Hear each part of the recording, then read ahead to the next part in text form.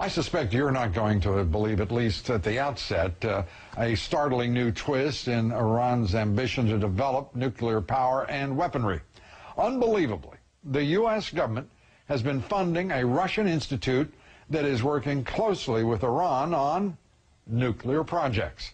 Another clear failure of the American government to protect our national security, and it is absolutely another statement as to the incompetence of our State Department and our foreign policy. Kitty Pilgrim has our report. The U.S. Department of Energy is funding 2 Russian institutes with about $4 million, and those institutes help Iran with their nuclear program in Bushehr.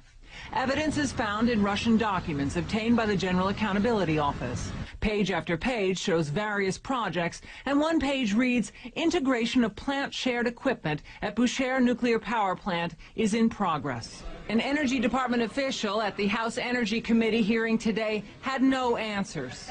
I have not had time to fully investigate, but I have directed the principal deputy of the NNSA, Bill Ostendorf, to look into those questions and to report back to me. He also added Bushehr is a commercial nuclear power plant, not military. How, Mr. Secretary, do you then rhyme that statement with what the State Department said when they said this: Iran uses Bushehr as a cover and a protection for obtaining sensitive technology to advance its nuclear weapons program? With respect to the Bushehr reactor, my understanding is that this is something that the President has spoken to President Putin about, that the proliferation issues have been discussed, and that that reactor remains under IAEA safeguards. Nuclear non-proliferation experts say Russian help with Bushehr can be used in other projects.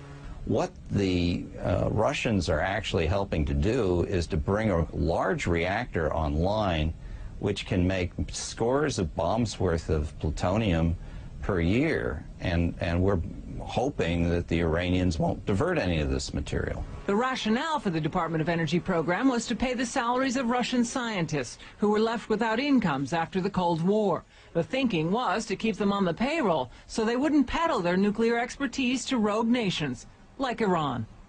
Now, the House Energy Committee can't believe it, writing on the website, only this administration would complain about proliferation in Iran as part of the President Bush's axis of evil and then finance it with American taxpayer dollars. Lou? This administration, everyone keeps talking about the legacy of this administration. Well, their legacy is mind-boggling, unbelievable, breathtaking incompetence and stupidity. That is going to be the legacy of the Bush administration. I mean, thank God that Congressman Dingell and Stupak are leading the way on this issue. I mean, how in the heck can a secretary of the Department of Energy, Samuel Bodman, even get up in the morning and think he has done anything but waste some of God's protoplasm if he can't run that department better than he is? Well, you know, just the answers today were astonishing. I don't know. We'll check. Unbelievable. The arrogant indifference and utter incompetence of this administration at every level. It is pervasive, it is shameful, and the fact that the American people have had to put up with this and continue to do so, it's just incredible.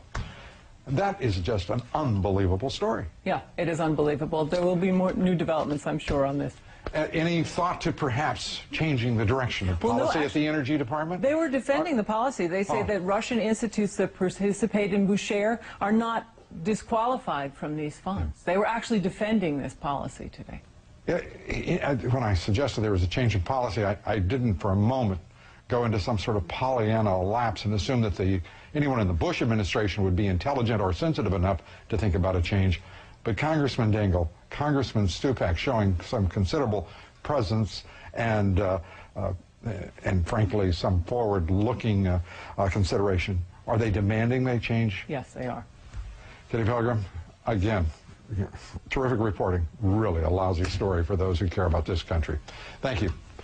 Well, time now for some of your thoughts. We're still hearing from